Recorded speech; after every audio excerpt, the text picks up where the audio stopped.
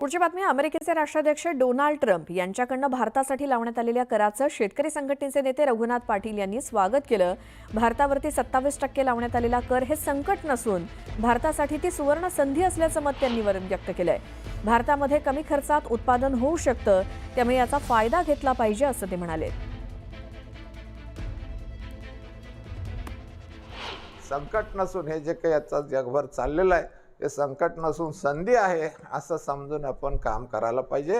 आणि या संधीचा फायदा सरकारने घेण्यासाठी आज जे मोदी सरकार आहे या मोदी सरकारने सर्व शेतीमालावरील निर्बंध काढले पाहिजेत।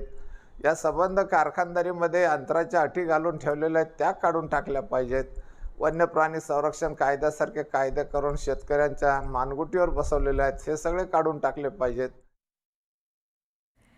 पुढची बातमी आहे भाजपचे नेते किरीट सोमय्या आज पुन्हा सिल्लोडचा दौरा करणार आहेत। बोगस जात प्रमाणपत्र वाटप प्रकरणी किरीट सोमय्या शहर पोलिसांना तब्बल 100 पुरावे देणार असल्याचं सांगण्यात येत आहे।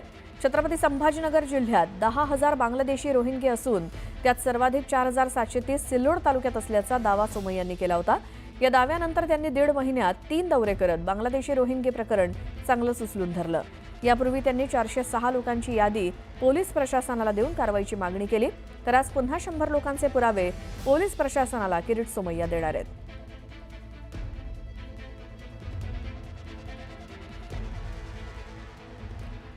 घोटीच्या एका खासगी शाळेमध्ये विद्यार्थ्यांच्या दप्तरात लायटर, चाकू, सायकलची चेन, लोखंडी कडी आणि निरोध आढळलेत।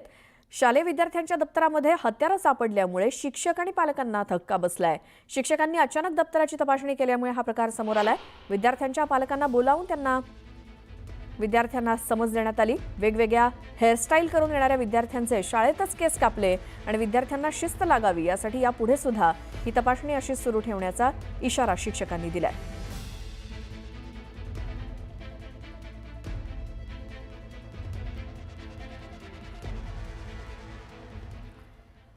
एक धक्कादायक बातमी आहे। सांगली इथे माजी महापौर सुरेश पाटील यांनी काल राहत्या घरी गळफास घेऊन आत्महत्येचा प्रयत्न केला।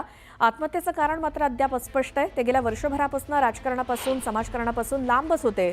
ते जयंत पाटील यांचे कट्टर समर्थक म्हणून सांगली जिल्ह्यात त्यांची ओळख आहे।